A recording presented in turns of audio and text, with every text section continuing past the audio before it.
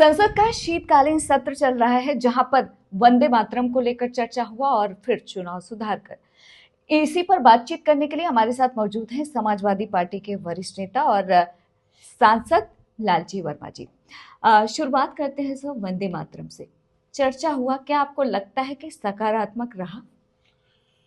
वंदे मातरम पे जो चर्चा सत्ता पक्ष ने डाला है, मेरा ये मानना है कि आज की परिस्थितियों में उसकी चर्चा कराए जाने का कोई औचित्य नहीं था। इसलिए कि वंदे मातरम को सभी लोगों ने पहले से ही स्वीकार करके जनवरी 1950 से ही डॉक्टर राजेंद्र प्रसाद जी ने उसको समावेश किया और एक गीत के रूप में स्वीकार किया। कहीं से उस पर विवाद ही नहीं था, इसलिए उस पर चर्चा कराने का सत्ता पक्ष का उद्देश्य केवल नफरत फैलाना था, अन्यथा उसका कोई औचित्य नहीं था। इसके अलावा अगर चुनाव सुधार की बात करें, क्या आपको लगता है कि एसआईआर पर चर्चा क्योंकि विपक्ष चाह रहा था उस पर हुआ नहीं, चुनाव सुधार एक बीच का रास्ता निकाला गया, वो मुद्दे जो विपक्ष चाहता था क्या वाकई वो संसद में उठ पाया? नहीं, मुद्दे तो उठे, लेकिन सरकार का जो उत्तर था वो सकारात्मक नहीं था। देखिए, लोकतंत्र की मजबूती का सबसे बड़ा जो साधन है वो निष्पक्ष चुनाव है और बिना पैसे का चुनाव है। जिस तरह से आज चुनाव में धन बल और बाहुबल और साथ साथ पक्षपातपूर्ण चुनाव हो रहे हैं, ये लोकतंत्र के लिए घातक है। अभी उत्तर प्रदेश में बाई इलेक्शन हुआ और एक इलेक्शन मैंने भी फेस किया। जिस तरह से अनुपस्थित वोटरों का वोटर स्लिप लेकर सत्ता पक्ष के दबाव में प्रशासन ने, डीएम और एसपी ने मिलकर, प्रशासनिक अधिकारियों ने मिलकर बोगस वोट डाला। दूसरी तरफ जिस तरह से स्वयं पुलिस के लोगों ने मतदाताओं को प्रभावित करने के तमाम हथकंडे डीएम और एसपी ने मिलकर निकाला। मैंने अपने 45 वर्षों की राजनीति में इस तरह का धांधली नहीं देखा था। तो निश्चित रूप से ये लोकतंत्र के जो मंशा है कि जनता का जनता के लिए शासन, उस मंशा को धूमिल करता है। आज Bharatiya Janata party electronic bond के माध्यम से तमाम अन्य संसाधनों से इतना धन ले रही है और उस धन का दुरुपयोग कर रही है। देश सेवा नहीं बल्कि हमेशा चुनाव जीतने का भी कारण ढूंढने का काम करती है और इसीलिए समाज को हिंदू और मुस्लिम में बांटने का काम कर रही है। ये स्वस्थ लोकतंत्र के लिए घातक है। इस पर निश्चित रूप से देश के लोगों को सोचने का काम करना होगा, अन्यथा हमारा बड़े बलिदानों से निर्मित जो लोकतंत्र है ये मिट्टी में मिल जाएगा। देखा जाए तो 12 राज्यों में एसआईआर हो रहा है, उसमें से उत्तर प्रदेश भी एक है। क्या आपको लगता है कि सही तरीके से एसआईआर हो रहा है यूपी में? देखिए, एसआईआर से हमारा कोई विरोध नहीं है।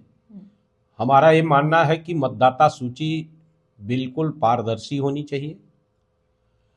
किसी भी एक व्यक्ति का नाम जो 18 साल की उम्र पूरा कर लिया है उसका मतदाता सूची में रहने से वंचित नहीं रहना चाहिए। यह हमारा संविधान भी कहता है। आर्टिकल 325 और 26 में इस बात का है कि आप आवेदन करें या न करें, अगर 18 साल है तो ये चुनाव आयोग का कर्तव्य है कि आपका नाम उसमें शामिल करें। इसलिए निष्पक्ष मतदाता सूची ही सबसे बड़ा लोकतंत्र के लिए आवश्यक है। भारतीय जनता पार्टी उस सूची को खराब कर रही है बिना किसी सूचना के। नियम यह है कि हमारा जो जनप्रतिनिधित्व अधिनियम 1950 है, जिसकी धारा 20 का के अंतर्गत ये इस बात का व्यवस्था है कि अगर किसी का नाम हटाया जाता है ये पाते हुए कि उसका नाम गलत दर्ज है, तो उस व्यक्ति को उचित अवसर देगा, नोटिस देकर कि वो प्रमाणित करे कि वो गलत नहीं है, तब हटाया जा सकता है। यहाँ बिना नोटिस दिए ही नाम हटा जाता है। अभी हमारे क्षेत्र का एक उदाहरण था, मैंने कई बार उसको कहा।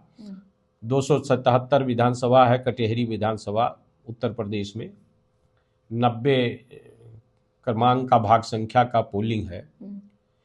लोकसभा के चुनाव में वोट दिए, और जो 2025 जिससे SIR हो रहा है उस सूची में उनका नाम ही नहीं, बिना कारण हटा दिया गया। उनको गणना प्रपत्र नहीं मिला। अब उनका अपना नाम जोड़वाने के लिए फिर प्रारूप छा भरना है, तब नाम जुड़ पाएगा। तो ये जो निष्पक्ष सूची नहीं बना रही है, बिना कारण जब चाहते हैं तब किसी का नाम हटा देते हैं, या हटा नहीं रहता तो उस पर डिलीटेड लिख देते हैं। ये जो है स्वस्थ लोकतंत्र के लिए हानिकारक है। हमारा ये मानना है कि हमारा जो आधार है, आधार कार्ड, इसको मेटल का बनाया जाए, जन्म के साथ ही उसको आपको चुनाव आयोग के वेबसाइट से जोड़ा जाए। जैसे ही किसी की उम्र 18 साल हो, स्वतः ही मतदाता सूची में उसका नाम आ जाए। ये अगर वो वहां से हटना चाहता है कि मैं अमुक जगह पर दिल्ली में मेरा नाम था, मैं यहां से हटकर यहां आना चाहता हूं, तो उसके आवेदन पर हटाया जाए। बिल्कुल।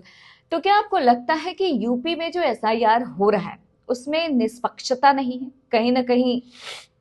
नहीं, ये तो जब अंतिम सूची प्रकाशित होगी तभी बताया जा सकता है कि उसमें निष्पक्षता है कि नहीं है, या उसके उद्देश्य क्या है। जैसे 2003 में जब SIR जिसको कहते हैं हुआ था, हालांकि इस तरह नहीं हुआ था, वहां BLO घर घर गया, जिसके घर में जितने 18 साल से ऊपर के व्यक्ति थे उनका नाम, उनके पति का नाम, उनके पिता का नाम इस तरह से लिखकर चार्ट बनाया, और उस चार्ट की एक कॉपी घर के मालिक को दे दिया और एक स्वयं ले जाकर जमा किया। तो उससे हर परिवार के मुखिया को मालूम था कि हमारे घर में ये कौन कौन नाम जुड़े हैं, या हमारे घर का कोई छूटा है कि नहीं छूटा है। अगर छूटा है तो उसने उसका आपत्ति दाखिल कर दी। इस तरह का आज भी होना चाहिए था।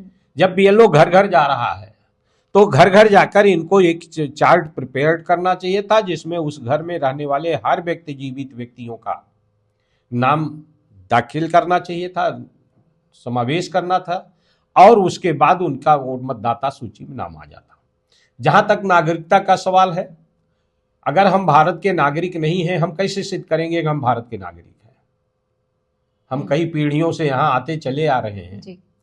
मान लिया हमारे पिताजी का नाम नहीं था, जैसे मैं ही ले लिए, मेरे पिताजी, मैं 3-4 साल का था तभी नहीं रहे, हम पिताजी का कहां से खोजेंगे? तो मान लिया पिताजी का नाम नहीं है, तो इसके आधार पे तो हम भारत के नागरिक नहीं है, ये तो नहीं कहा जा सकता ना। ये तो हर व्यक्ति को मालूम है कौन भारत का नागरिक है कौन नहीं, गांव के हर व्यक्ति को मालूम है, और BLO गांव का है उसको तो मालूम ही है जी। तो उसके आधार पे वो कर ले। अब हम सिद्ध करें कि हम भारत के नागरिक हैं। ये सरकार का काम है कि अगर आप भारत के नागरिक नहीं है तो आपको निकाल के बाहर करें। बिना भारत की नागरिकता प्राप्त किए हुए और बिना वीजा के आप भारत में कैसे रह सकते हैं? अगर इस तरह के लोग हैं तो उसको साबित करते हुए भारत के सरकार को ये चाहिए कि ऐसे व्यक्तियों को चिन्हित करके बाहर निकाल दे, जो बचे वो मतदाता है। बिल्कुल सही बात है। तो आप सुन रहे हैं लालजी वर्मा जी को, जिनका कहना है कि SIR तो सही है लेकिन कार्यशैली में सुधार की जरूरत है, क्योंकि भारत का नागरिक कौन है या फिर उस जगह का नागरिक कौन है कौन नहीं है BLO अच्छे तरीके से जानता है, क्योंकि वो वहीं का है। तो ऐसे में लोगों को ये जो कार्यशैली है इसमें इतनी सुगमता सरकार को देनी चाहिए कि लोगों को कठिनाइयों का सामना ना करना पड़े। वहीं दूसरी ओर अगर संसद की बात करें तो संसद का शीतकालीन सत्र अभी भी चल रहा है, और देखा जाए तो पक्ष विपक्ष में चाहे वंदे मातरम हो या फिर चुनाव सुधार का मुद्दा, दोनों पर हंगामा है। दिल्ली से इंडिया पोस्ट न्यूज के लिए ममता चतुर्वेदी।